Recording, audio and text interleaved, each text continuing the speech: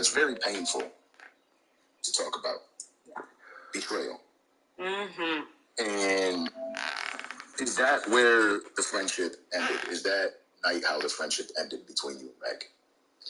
You know, what's crazy is it's still so unclear to me how we got here. Right. You know what I'm saying? Especially when you consider somebody your best friend, you call them your sister, you're with them every day. You know what I'm saying? I would like to say no, the whole situation of her doing whatever behind my back, that is not why we fell out. It's so unclear to me why we fell out. I'm a type of person that likes to communicate things. Some people don't like to communicate. It's a task for people, some people. Right. But you would think when you have this, when you're close to this person and this person is supposed to be, you know, like your best friend, your family, your sister, that you would be able to talk about these things and, you know, agree to disagree. You don't even have to, you know, people grow and everybody has a season. So if that was just the end of our season, I felt like we should have been able to just have that conversation, and it would have been fine. You don't have to end in, you know, round one continues. The Dallas Mavericks with a Game 3. I'm not trying to out nobody or like kind of out their business practices, but I believe that there's a project in Kelsey. Only reason I'm saying that is they've offered me money to be on there. They offered Black money to be on their show before, and I think they paid her. And I think Kelsey, round one of the Western Conference playoffs on 2K Sports. The series is at 2-0. Depending on the outcome here tonight, this series could essentially be over. What happened that night? Just the beginning. And I'm Brian Anderson, alongside Grant Hill, Steve Smith, and Allie LaForce. Looking at the starting five for the Dallas Mavericks. Luka and Kyrie are the talented backcourt. Washington out there with Green. And it's Hastings in at the center position. And for Los Angeles, it's LeBron at power forward, with AD as the center. Then it's Austin Reeves, then it's DeMar DeRozan, and it's Dinwiddie in at the point guard. Why not the just Lakers? vehemently say Huge that's not advantage, true? having stole the first Even two in games on PM, the she road. wouldn't even like say that. Like, I ain't gonna lie, it's like super fucking weird. Run. So I ended up telling her, I said, bro, whatever your NBA, whatever the fuck you got going on is, you could do an interview with me. Like, if you care to actually speak, but like, she said, you're gonna hear her. She's saying a whole bunch of nothing. No. So why are we doing a whole bunch of watching? It doesn't work because now you're looking at somebody and you gotta actually make that decision. I had a relationship like that once where the first 6 times I said, I don't feel that. Tip-off goes to the Lakers. But you never even acknowledged it. Of course it's weird hearing Chelsea say, I don't know why she wouldn't be friends with me no more. Chelsea, like, use your fucking brain. Your friend was shot, whether it was by you or Cooper. If you cared about your friend being shot, my nigga, you've not even acknowledged the fact that she's got shot. Like, you've never even acknowledged it. Who's she gonna be free throw, no good. Whether you shot her or Torrey shot her. If Torrey shot her, she's probably saying you're definitely a snake because you just killed some dick over her getting hurt. Even though, like, I do believe, I was trying to cover it up. And so Dinwiddie will bring it up for Los Angeles. That kind of makes sense. Pass to Reeves. I understand why she wouldn't fuck with you anymore. Because Dinwiddie with it. Green you never said, hey, Meg, I'm sorry you got hurt. Even if, say you're the person who did it and never got charged. You've never said that. Outside, off the mark. You've never gotten her back. Like, of course, I get that. Outside, Green. Unless Meg shot herself. And if that was the case, say that too. I don't believe that's it. Hanging on the rim. It's so easily. I don't know. I'm a different person. Extend the glory right there. So that back out again. Because in front of the world, you know, she went out. Screen by James. It's clear now, right? That she went out in front of the world. So Green covering. And stuff like that. And you're the person who went out to the media that said, yes, right. First to shoot. Stay jail. Stay inside. And it wasn't an easy thing to do because there was so many times I wanted to go on, clear my name, defend my name, you know, up against these lies. But they say, like, people who run to tell their story first, they do it because they're scared of, like, the truth, you know, you know your truth. So they got to paint this picture of you and make people believe in this damn person before you can do it. You know what I'm saying? I would never... My intention is never to like pick somebody's business. But my story unfortunately, have to reveal Dinwiddie outside. these people's character. You know what I'm saying? On And the wing, Davis. I don't think they want that. You know, you don't want me to. Rolls around and rims out. And the shooter had very little space on that attempt. You know, we always talk about this. Just changing the shot can be just as Because it's going to effective reveal, as like, blocking it. things Even about though you that it's just like less not right. spectacular. You know what I'm saying? So yeah. So doesn't it bother you? Doncic against Dinwiddie. You know, I That's to did see the clip Reeves. where she's like, "Oh, you better speak up and you better say Now it." You know, James.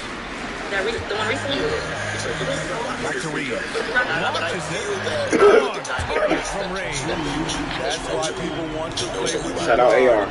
always Exactly real that. I good feel like for his teammates. These four, man. That's a fact. I totally agree with you. Not the bigger part.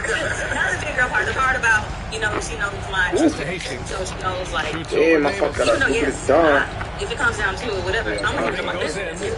Here's I'm not, Hastings. I don't Basket go is out good. and drama. Set up from I'm not a Right, dumbass. confrontational person, but if it has to be that, then that's Done. what it is. But I would prefer to not have to go there. You know what I'm saying? And these are things that, you know, she doesn't know. You know, I'm not the type of person Yeah, who's you just think gonna that shit. was a bad This night. is the way you play defense. This is how you protect the rim. Here's Washington. But Good work defensively by James. That's a So foul. it's James with it. He brings it up for the Los Angeles Lakers. They trail by Yo, one. salute to And him Luka because I know he's Doncic doing is his going to thing. pick I up a mean, foul. this is giving to them to That's his first foul of the game. The Lakers making a switch here. Vanderbilt's checked in. And the Mavericks making a change here. We don't give a fuck.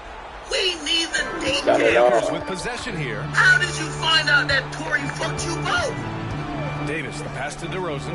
What do you mean we don't? Oh, let's not get it too deep. And again, the Lakers, no good. And you just can't afford to give up that kind of look very Also, I often. gotta ask a couple Down questions. low. You know how Washington. many questions I got for Kelsey? Yo, Kelsey, how the fuck did you drink a whole Cosby? Long opportunity right there. Won't get many type of chances regimen was you easier gonna than get? that one. You know the whole passes story to says Dinwiddie. she drank a whole bottle by herself, then was about to drink another bottle, then she passed out. And was And literally we've got just sleeping 1:18 like left out to of play in it. the first I don't know quarter. if she threw up, And but she look was at out of it. Vanderbilt. Meg what was they over do. Yo, there blacked Jared out. Vanderbilt's not Meg making was it. she Man, twerking fuck all over out. the place. They're like, yo, bitch, For could you get Dallas, up they've there? gone That's 4 Jared of 6 in Vanderbilt. the first My nigga, quarter. we trying to, you know, Kylie Jenner don't even got ass like, what? Does Kylie Jenner got ass like? I don't Against know. Dinwiddie. I got Got a piece of it. But she looking like, bitch, can you get your ratchet ass out of my fucking pool while we over here doing something like that? And of course, Tory Lane's coming. Ain't no Tory Lane's coming. Tory Lane's popping in the pool like a black chick. Like, yo, I just got my shit done. It's not even from Turkey. My head can't go under the water. That nigga might as well have it on the bonnet. Fade away. You know what I'm saying? Lively How grabs you the do that? miss. That was the best he could do. Just fade a little bit, try to get a clean look. But the defense was right on him. Davis from long range. Mavericks with a rebound. 32 seconds Marcus left is in a the first connoisseur quarter of the of game. anything that's free. So he was happy to read the disclaimer on TurboTax Free Edition. Roughly 37% of taxpayers qualify. Minority and limited company. Back to Reeves. See how at TurboTax.com. And Davis with the block. That's me. Using File your that taxes 100% free. For TurboTax Free Editions, you get your max refund guaranteed. Let's see if she got some. Can't see. Nah, this white girl ass. It's cool.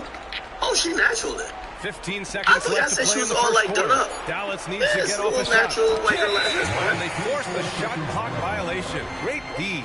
Yeah, she don't got that Kim The shit. Mavericks making a switch here. That Kim shit look heavy. That shit look like a little diaper. You heard me? Okay, all right. So what's going on? All right, let's get back to the infamous night, the night that you actually found out about the betrayal. It's crazy. Oh, yeah, we not a. It is. Here's To my James. knowledge, shit. No points so Other than far. that, like, shit, she was in 100. To my knowledge. So yeah, it did end up coming out that night that she had been betraying me. Launches whatever. it from deep. Of course, it's like, And damn. that's not gonna go. Tie game in Los Angeles. And quarter number 2 will get underway just after the short break. Showing you the Lakers continuing to roll. They knocked off Oklahoma City. For those of you not paying attention, the Thunder were just about as good as anybody in the West. D'Angelo Russell leading the way last night. Anthony Davis had 24 and 12. LeBron had 19 and 11. The Lakers have now won the season series against the Thunder 3-1, and They have the 6th best And we won the record in the season series NBA against the since the Clippers. start And of we won the season February. series against the The reason Suns. why that has been The fuck, nigga, is they have like, bro, around we won and won with LeBron Boston. James. And Anthony bro, Davis averaging 25 points a game and 13 rebounds. Nuggets, bro. D'Angelo Nuggets Russell doesn't stepping give a up what he's fuck, been doing. All the conversation about them being so reliant on LeBron getting a little less noisy. And so quickly, Legs, as we revisit this again, we showed you the highlight of the game on the top of the show. We take their temperature a lot. In December, they were pretty good, right? I mean, they win the play-in. They keep calling it the play-in. Sorry, the in-season tournament. And then all of a sudden, I mean, they just disappear, basically, for the month of January. All of a sudden, they look like a team that could get on a roll. Yeah, saying we take their temperature a lot is the understatement of the I walk around with a thermometer in my hand at all times so we can take the Lakers' temperature. This is a roller coaster ride. I love the graphic we just put up. We can talk about LeBron because LeBron's always great.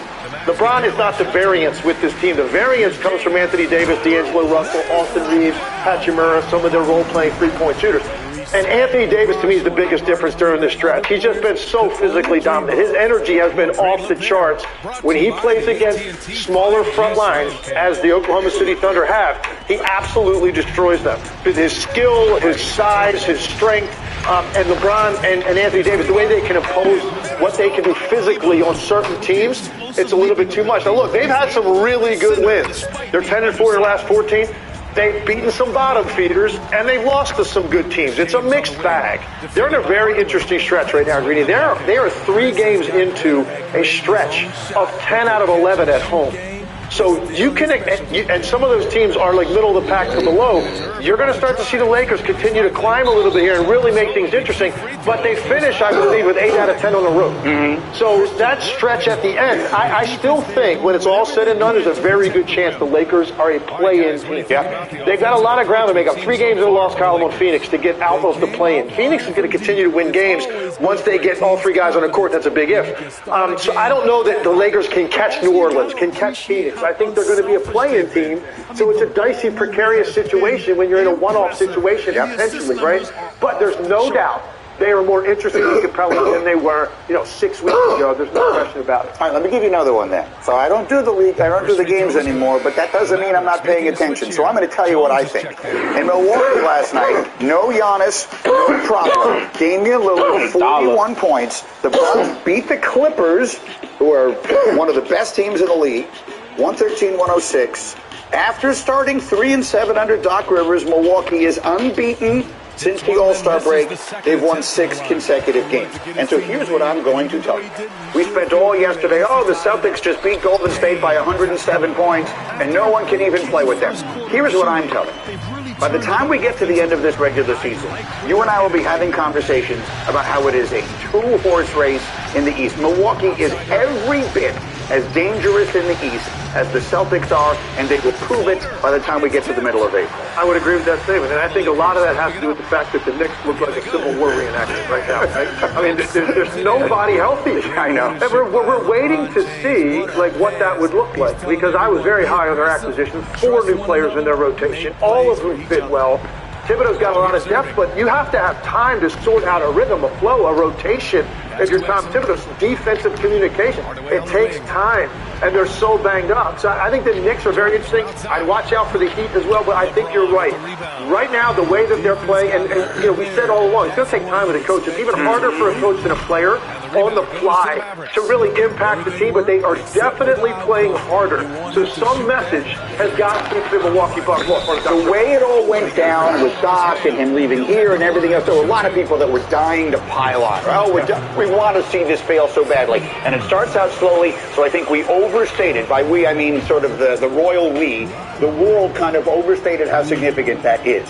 As time goes on, they're going to get better and better. So I'm not just telling you they're the biggest threat to the Celtics in the East. I think that's almost an obvious statement. I'm telling you, I give them a 50-50 shot of beating them when they play each other in 7 games. I'll take Giannis over anybody on the I East side. wouldn't go 50-50, but I 49-51. I'd probably put that more at 65-35 Celtics. They would deserve to be in the ring with them, right, and go toe-to-toe. At the end of the day, Boston Celtics, because they've got 5 players in their starting lineup that have impacted the game on both ends of the floor, and they absolutely end you with their three-point shooting.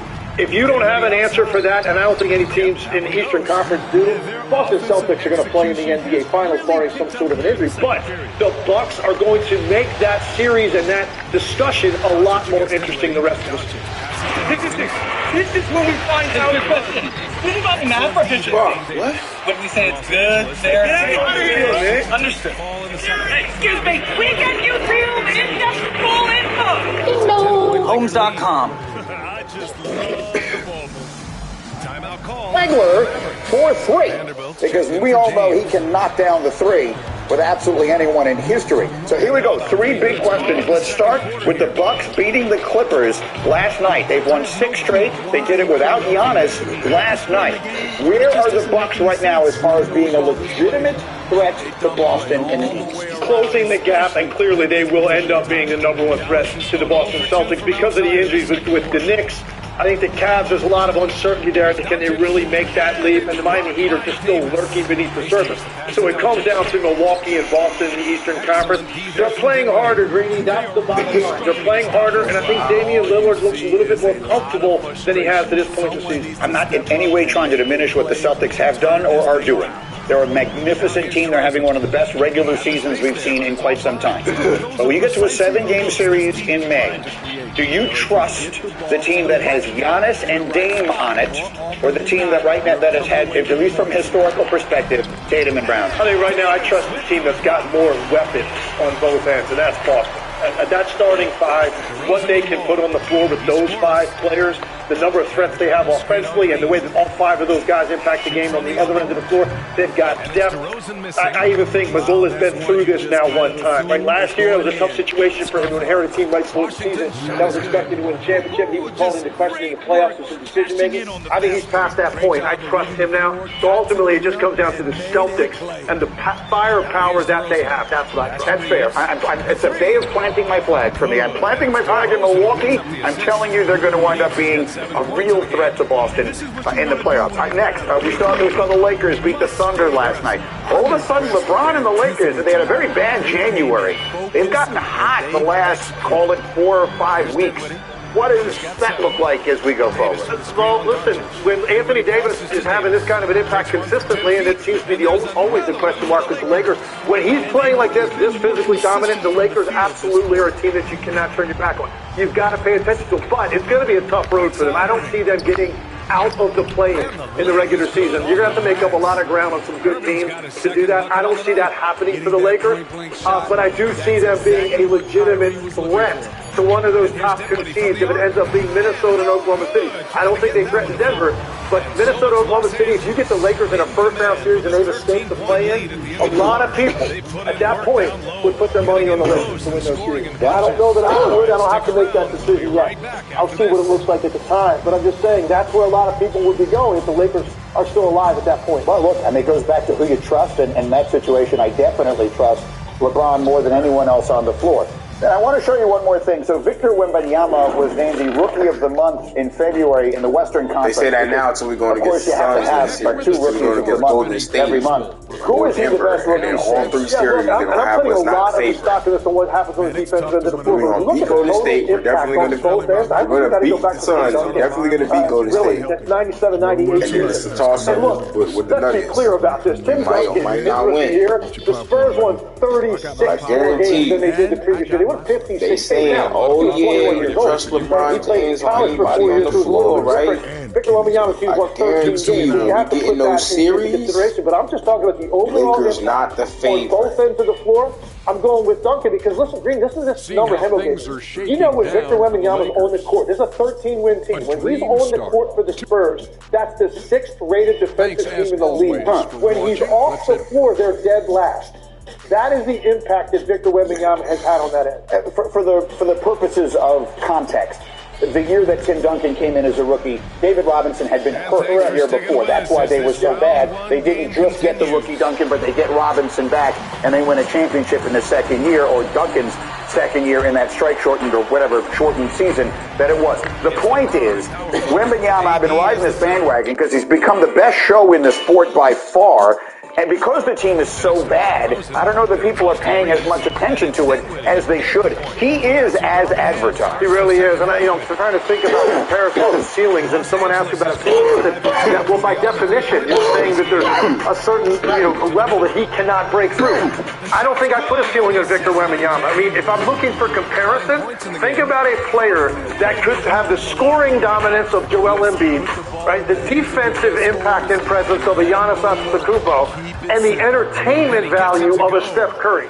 That's what we're talking about, potentially all in one body. So I don't think there is a ceiling. Every night that I watch Victor Wembanyama play, he does 2 or 3 things in that game that I think he's the only player in the NBA that can make those specific plays. That's how eye-popping this guy is. He's on a bad team right now that people aren't paying attention to. It's going to take, I think, a couple years for the Spurs to be relevant in the Western Conference. But he has become now a runaway winner of Rookie of the Year. Chet Holmgren was better early. They were sort of even in the middle of the year. Over the last 2 months, Victor Wembanyama, I think, has absolutely seized the award. He's going to run away with it. I think he both literally and figuratively blocked Chet Holmgren's effort at that the other night. Now, Wembanyama, people aren't paying enough attention. He's been sensational.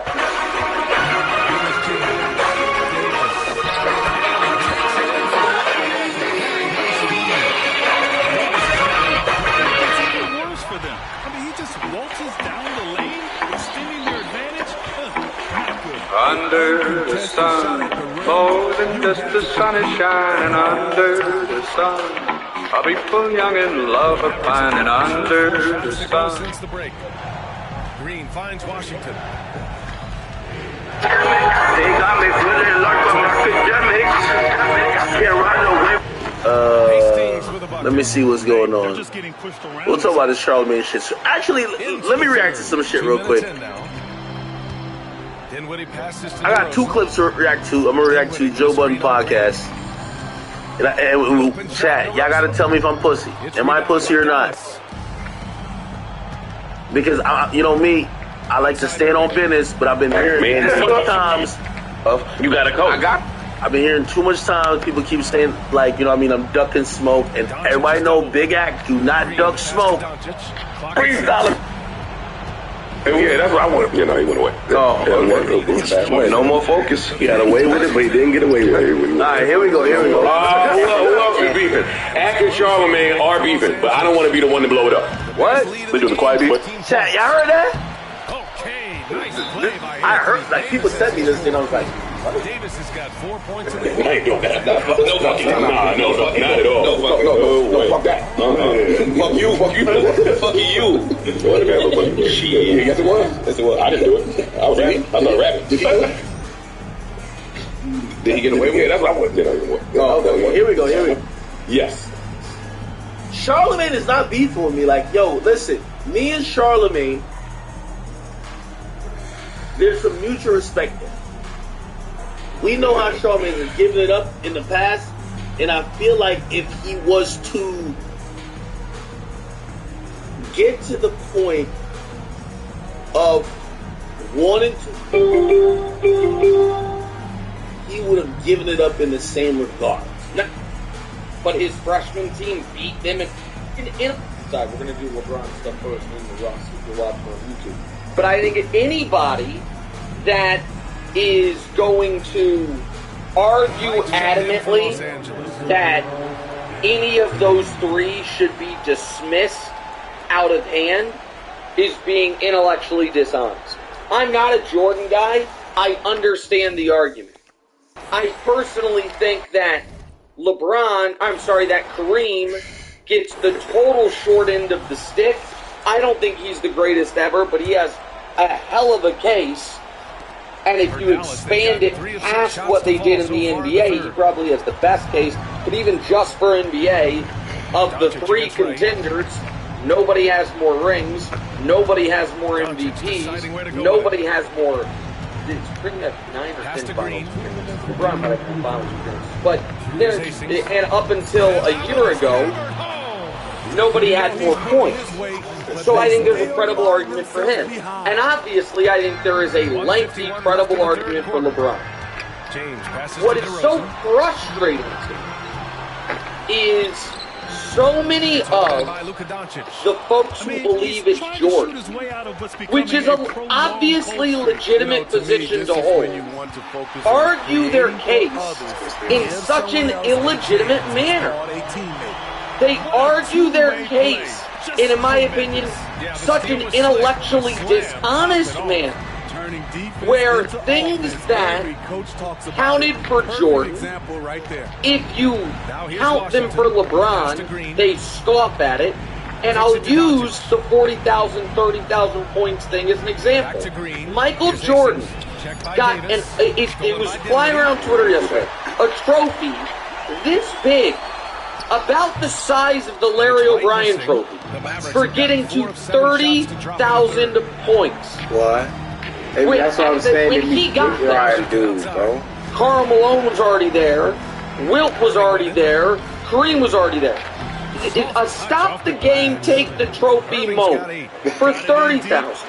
Get on his ass. LeBron gets to 40, and people are like, "Oh, or you're not seriously gonna make this part of the GOAT debate, are you?" Well, it's part of it, but the other, so yesterday said, "Listen, we don't do GOATs by longevity; we do GOATs by peak." And I actually disagree. I think it is a tapestry. I think it is all of the above to a degree. I think that a lot of people would argue Randy Moss had a higher peak than Jerry Rice. But it was close, their two peaks, and Rice's longevity is so demonstrably better. He's universally regarded as the GOAT wide receiver. So I think it's all of the above is how we do it. But when we say, okay, let's talk peaks, and this is where the Jordan folks, in my opinion, are dishonest. What is peak? We're talking one season?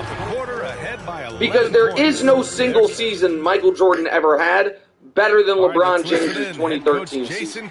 It doesn't exist. In 2013 for LeBron James, he was the league MVP, he was the finals MVP, he had a damn near perfect Game 6 of the finals down 3-2, and then a perfect Game 7 of the finals, 37-12, and the game-winning jump shot over Kawhi Leonard. And, oh yeah, by the way, during that year, they had a 27-game winning streak, and he was 3 votes away from winning Defensive Player of the Year. There is, find the Jordan season that matches that. You can't. People are like, oh, but Michael Jordan won MVP and Defensive Player of the Year in the same year. He did. In a year, he did not even make it to the finals, let alone win the championship. So when are we talking Jordan's peak? Are we talking 1 year? Then LeBron's peak was high. Are we talking 2 years? Well, then it's going to be an argument, because LeBron James in 12 and 13, with 1 year he damn near shot 60% from the field, won back-to-back league MVPs, back-to-back finals MVPs, beat 2 all-time teams in those NBA finals, with 7 Hall of Famers on those teams between them. I don't know, seems pretty good. Now, does that match up to Jordan's 2-year peak? They're at least equivalent. Jordan 92-93 with a couple league MVP. Well, actually, that was only 1 league MVP. Now I think of it. Because Barkley won it in 93. Jordan probably should have 2 finals MVPs. They're at least close. 3-year peak, that goes to Jordan. LeBron never won 3 MVPs in a row. Jordan did neither. LeBron never won 3 titles in a row. Jordan did. 4-year peak? Now it tilts back to LeBron James. Well, wait, what do you mean, Nick? Well, 4 years. What 4 years are we talking about? Nick, you mean you're holding against Michael Jordan when he didn't play? Yes. Not holding against it, but it is, and this is why I say people are dishonest. People will then say that you are being dishonest if you count years in the order in which they happened on the calendar. They're like, oh, that is fucking crazy. You're gonna count 1994? It's like, well, it wasn't mythical. It existed. Well, that's ludicrous to do that. 4-year peak, though, maybe you could argue Jordan. 5-year peak, you can't. Find me Jordan's best 5 years, and you're going to likely go 89 to 93. You could go 94 to 98, but then you have to include the year Shaq and Kenny beat him in round 2, which again, I know you're not allowed to talk about that year. That year didn't happen, but it really fucking did. The games were on TV and everything. You could bet on them. You could watch them. I know there is a whole generation of people that have been tricked into believing it's this weird thing where it's like you can't mention those 2 years that Jordan didn't win the title in the middle of the 6 rings. But they can say he would have won 8 in a row if he didn't quit. But one of those years, they're saying he would have won the title. He did play and lost to a team that didn't even go win the title. They got swept. But you find me a better 5-year peak than LeBron James from 12 to 16. 2012, NBA champion, league MVP, finals MVP. 2013, 27-game winning streak, league MVP, finals MVP. 2014, shot 58% from the field in the finals, 49%, 50% from 3, and the guy guarding him won finals MVP. The next year, 36, 13, and 9 in the NBA Finals with Matthew Dellavedova as his second best player on his team, and the guy guarding him won Finals MVP, and the next year, 3-1 comeback on a 73-win team.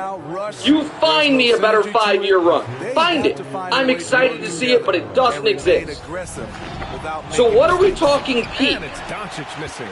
So the point I am making there is the peak argument LeBron-Michael is at least one that can be debated. Define peak. If it's 1 year, it's LeBron. If it's 2 year, it's probably a tie. If it's 3 year, it's Jordan. If it's 4 year and you go by actual years on the calendar, it's clearly LeBron. If you go by years Michael Jordan would count, then it's Jordan. We go back and forth with it. If it's 10 years, it's clearly LeBron, but that's probably not peak.